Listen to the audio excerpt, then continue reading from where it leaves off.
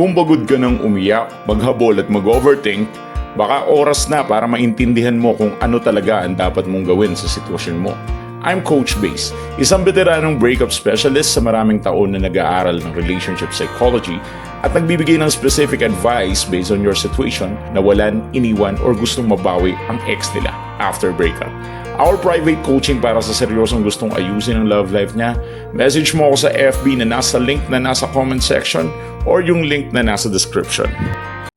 Lagi ninyong tatandaan na hindi lahat ng bagay dapat nalalaman ng ex nyo. Lalo na ang isang bagay na ito ay dapat hindi niya malalaman. Sobrang importante nitong autopsy na to. No? Hindi dapat alam ng ex mo ang bagay nito. Isa sa pinakamalaking pagkakamali pagkatapos ng breakup is yung nagsasalita kayo lahat. Sinasabi nyo lahat. Di ba may kasabihan nga? Ang isda ay nahuhuli sa bibig.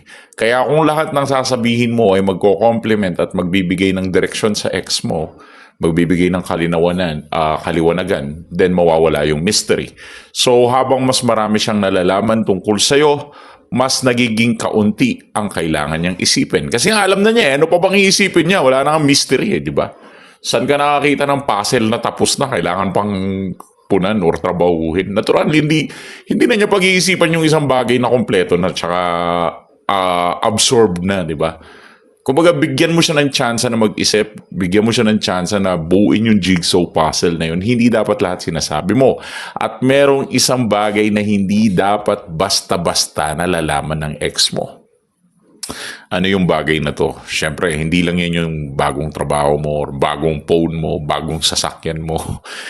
Ang hindi niya dapat malaman is, eto napaka-importante nito, wag na wag mong ipapaalam sa ex yung eksaktong emotional state mo. Yung estado mo ngayon. Dapat hindi niya malaman yan kahit anong mangyari. Hindi niya dapat malaman na umiiyak ka at hindi niya dapat malaman kung naghihintay ka ba. Hindi niya dapat malaman na araw-araw mo pa rin siyang iniisip. Nawawala kasi yung mystery kapag ganun. Nawawala yung uncertainty. Dapat hindi niya alam kung nasaan ang emotional state mo. Kung naghahabol ka ba or hindi. Kapag alam niya kasi yung bawat galaw mo, kapag alam niyang pag alam niya yung mga bagay na yan na may access pa rin siya sa emotion mo, magiging kampante yan. So, walang magiging dahilan para mag-reassess siya or mag-reach out siya sa'yo. Kasi ang lakas ng katahimikan di ba? So, hindi ibig sabihin nito na nagpapanggap ka. Ang ibig sabihin lang nito, huwag mong i-broadcast yung bawat nararamdaman at nafe-feel mo. Huwag mong gawing audience yung ex mo para sa proseso ng healing mo. Ano ba namang katangahan yan, di ba? Hindi lahat na nararamdaman mo dapat malaman ni ex. Unang rules yan, kahit yung ex mo pa yung nang iwan sa'yo o ikaw man ang nang iwan sa ex mo, it doesn't matter. Dapat hindi niya alam kung anong nararamdaman mo. As much as possible, itago natin. Huwag mong ibibigay yung emotional blueprint mo sa kanya. Hayaan mong yung, alam mo yun, hayaan mong yung pagbabago mo is dahan-dahan mong itago at hindi ipaliwanag ang sarili mo regarding dito. Kasi kayo kasi or yung mga iiba dyan, yung mga pagkakamali nila, nagpo-post, nagpaparinig, nagpo-post ng kalungkutan, nagpapadala ng mahabang message, nagchat ng sandamakmak, pinapakita yung bawat progress para lang mapansin ng ex nila. Ang hindi nila alam, mas marami silang binibigay na impormasyon kaysa dun sa dapat lang malaman ng ex mo. At ang sobrang impormasyon ay nakakabawas ng curiosity. Simple as that. Kung i-feed ng impormasyon ng ex mo, ang ex mo mawawala yung curiosity niya sa'yo. Kailangan maging malihim ka din at ito yung isang bagay na dapat ilihim mo talaga ng todo-todo at sobra-sobra.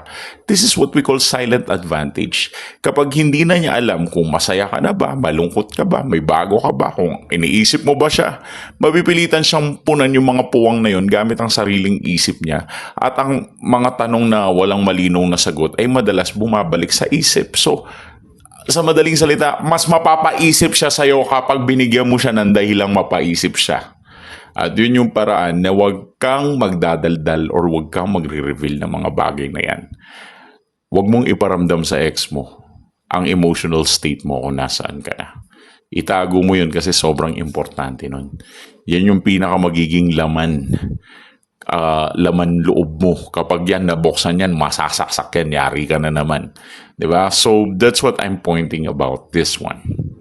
Ngayon, habang tinatago mo at inililihim mo sa kanya yung tunay mong nararamdaman, syempre mag-start ka na rin mag-improve sa sarili mo. Lagi mo rin tatandaan, hindi mo naman mababalik si ex ng ganun-ganun lang na magbabalikan kayo dahil lang hindi mo pinakita yung nararamdaman mo. Hindi. Babalik yung ex mo na yan kapag nakita niya na yung behavior mo ay nagbago na. At yun sana yung gawin mo.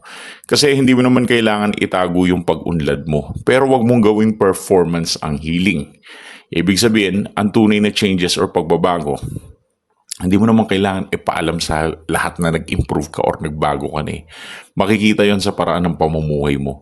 At eventually, malalaman at mababalitaan din niya yun. Huwag mong ipilit ang sarili mo sa kanya. Huwag mo siyang kulitin. Kung pwede lang sana, kumalma ka muna at huwag mong, alam mo yun, huwag ka masyadong makulit. Dahan-dahan ka lang. Naintindihan ko na may anxiety ka or something like that. Pero disiplina din. Disiplina din. Hindi ko naman sinasabing wala kang anxiety, pero disiplina din regarding dyan sa relationship anxiety na nararamdaman mo. Hindi lahat ng nararamdaman mo ay emergency. Hindi lahat ng nafe-feel mo ay nangangahulugan na dapat masagutan na ngayong araw na ito. Hindi naman ganun lahat ng yan. Matuto ka rin kumalma dahil may mga kasagutan na it takes time for it to be answered. At may mga bagay na kailangan ilihim natin. Uulitin ko ang lesson natin baka malimutan mo. Ang isda nahuhuli sa bibig. Kaya ikaw, huwag kang masyadong putak ng putak at open up ng emosyon mo sa ex mo. Mag-mature ka naman, mare. Mag-mature ka naman, pare. Huwag naman laging ganyan, pambihira ka. Bago ka na sa part na yan, okay? And if you want to be more strategic, gusto mo mas better na outcome, syempre. Walang makakatalo sa advice. Give us a message dyan. Nasa comment section naman yung link for one-on-one coaching. Thanks for watching.